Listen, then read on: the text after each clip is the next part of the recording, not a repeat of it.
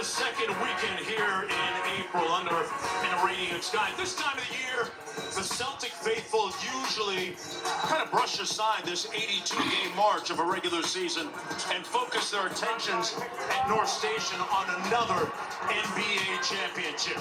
It would be banner number 18 for Derek White and the Boston Celtics. As we welcome you to NBA Courtside, presented by DoorDash. As we take a little bit of inventory in those standings, Boston already has locked up the number 2 spot in the East and the second best record overall in the NBA. Meanwhile, the Atlanta Hawks, they're number 8. They will play against Miami in the play-in tournament game on Tuesday night. Hello, everybody. I'm Mark Jones, chopping it up. Happy holiday from all of us to all of you. Cassidy Hubbard will be joining us in just a little bit. Jeff, let's start talking about the Boston Celtics. Last year, they came perilously close to winning an NBA championship. Coming up, and Jaylen Brown, who are having outstanding years, you have a chance to finish the job and run the table to the championship. They've been consistent all season. Cassidy has more on Jaylen Brown. Cass? Yeah, Mark, Jaylen Brown is missing his second straight game with a laceration on his right hand, his shooting hand, that required 5 stitches. I'm told the cut is in the webbing between the middle finger and the index finger, and he has had his right hand wrapped for the last few days. He said he cut that hand Thursday night while picking up a piece of glass in his house from a vase he knocked over and broke while watering plants in his home. And Brown said he expects to be sidelined for up to... Coach, will only go as far as Young can take them, right? Well, they've been a 500 team throughout the entire season. Nate McMillan, 1 game under 500. Joe Prunty won both of his games as an interim coach, and now Quinn Snyder at 10-10.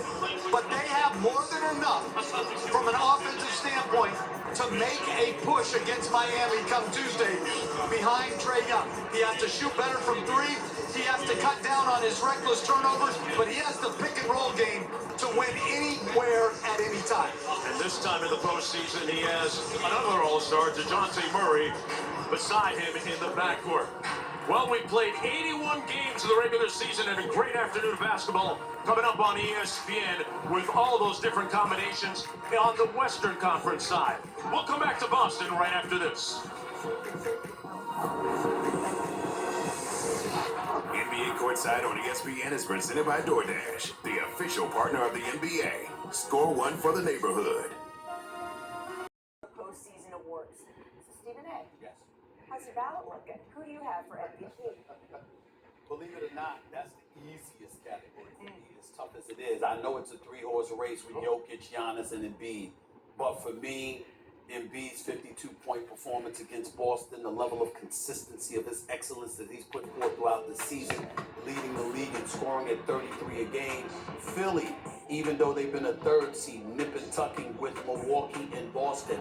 And last but not least, Jalen Wilbon. I am imagining I'm looking at Milwaukee without Giannis, and I see an above 500 team led by Drew Holiday with Brook Lopez, with Bobby Portis, and all of these guys having better numbers. I'm looking at Jokic and Denver, and obviously they struggled over the last month of the season. I'm looking at Philadelphia, and I don't know where the hell they would be without Joel Embiid. I voted for him last year. He didn't get it. I believe he gets it this year because he certainly has my vote.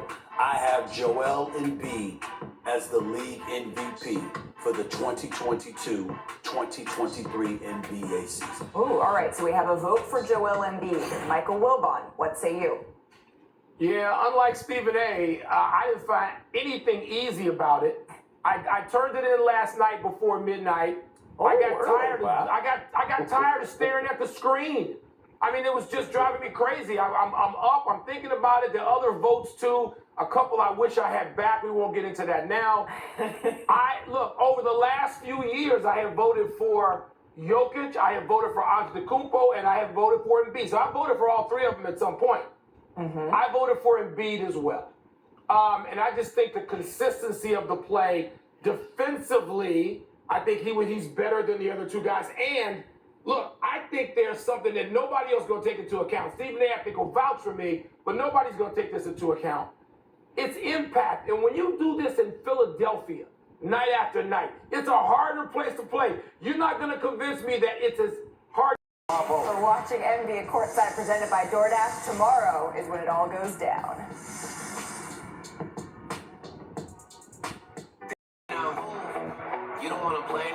Today is not the end. Only the start of what's next. Another challenge awaits to reach the ultimate prize. Let's go.